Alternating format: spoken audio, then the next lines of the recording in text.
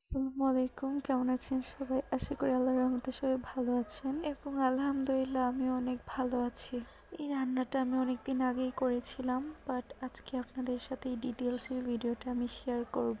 এটা হচ্ছে আমার নিজেরই একটা রেসিপি, যেটা আমি মাঝে মাঝে বানিয়ে খাই, মানে আমার কাছে এভাবে রান্না করে খেলে ভালো লাগে। তো পাস্তা সিদ্ধ করে নেওয়ার পর এরপর হচ্ছে এটা হচ্ছে সয়াবিনও সিদ্ধ করে নিয়েছি। সয়াবিনগুলো একদম নরমভাবে সিদ্ধ হওয়ার পর হচ্ছে আমি চুলার মধ্যে ভালোভাবে পাস্তাটা ফুটিয়ে নিয়ে সিদ্ধ করছি। এটা হচ্ছে প্রায় মানে মিডিয়াম, এত নরমও না এত শক্তও না, এরকমভাবে সিদ্ধ করছি। এরপর হচ্ছে চুলাতে কড়াই বসিয়ে দিয়ে তেল দিয়ে আমার সিদ্ধ করে নেওয়া যে সয়াবিনগুলো ছিল এগুলো ভালোভাবে নেড়ে চেড়ে আমি ফ্রাই করে নিব। আর সামান্য লবণ দিয়ে দিব স্বাদ অনুযায়ী, যেহেতু সয়াবিনটাতে একদম লবণ দেওয়া হয়নি সিদ্ধ করার সময়। এরপর হচ্ছে নেড়ে চেড়ে একদম ব্রাউনিশ একটা কালার চলে আসবে, সেই সময়টাতে উঠিয়ে নেব। এরপর চুলাতে একটু তেল দিয়ে দিব, মানে যেই চুলাটাতে সয়াবিন ভেজেছিলাম এই চুলাটাতেই তেল দিয়ে এরপর হচ্ছে একটা ডিম ভেজে গুঁড়ো গুঁড়ো করে নিব।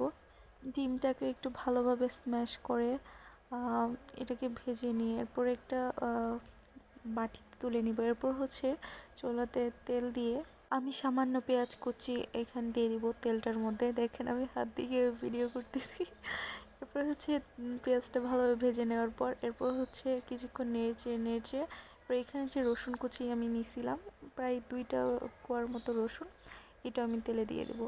এরপর এটা ভাজা হওয়ার পর এরপর হচ্ছে আলুটা আমি কড়াইয়ের মধ্যে দিয়ে কিছুক্ষণ ভেজে নেব। তো আলু যতটুকু আছে সবগুলো আমি দিয়ে দিয়েছি।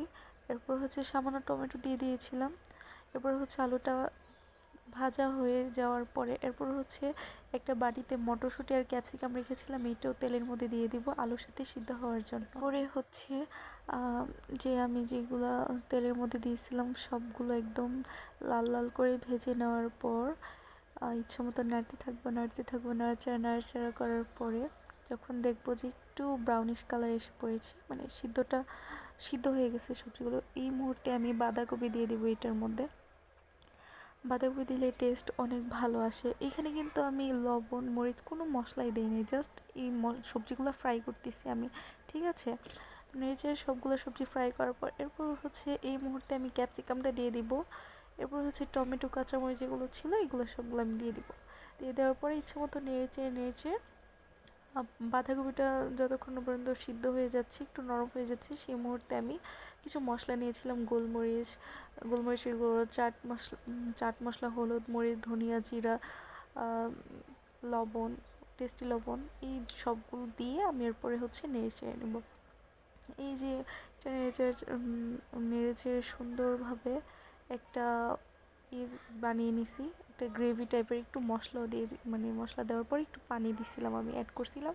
এরপর হচ্ছে একটু চিনি অ্যাড করব, টেস্ট অনেক ভালো আসে। এরপর হচ্ছে যখন আলুটা একদম প্রপারলি সিদ্ধ হয়ে যাবে এরপর হচ্ছে এই পর্যায়ে আমি সয়াবিন ভেজে রাখা যে ছিল এটা দিয়ে দিছি, যাতে মানে পানিটা দেওয়ার কারণে যাতে করে সয়াবিনের ভিতরে এই মশলার যে একটা ফ্রেগরেন্স আছে এটা যাতে ঢুকে যায়। এরপর হচ্ছে ডিমও দিয়ে দিব। এরপর নেড়ে এরপর আমি শেষ পর্যায়ে পাস্তাটা যে ছিল পাস্তাটা আমি ঢেলে দেব। ঢেলে নেওয়ার পর নেড়ে আমি পাস্তাটা উঠিয়ে নিব। দেখেন পাস্তাটা কত সুন্দর লাগতেছে।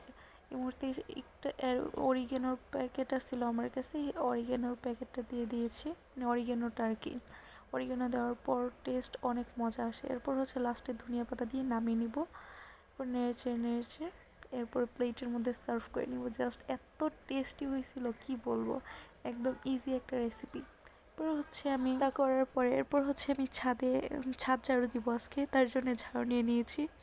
আর আমি কিছু গাছ লাগিয়েছিলাম, মানে এমনিতেই উঠছিল আর কি, কয়েকটা বিচি লাগিয়েছিলাম। এরপর হচ্ছে এইখানে গাছে পানি দেওয়ার জন্য পানি নিয়ে নিয়েছি। এরপর হচ্ছে ঝাড়ু দিব, তাই ছাদে যাচ্ছি আর কি।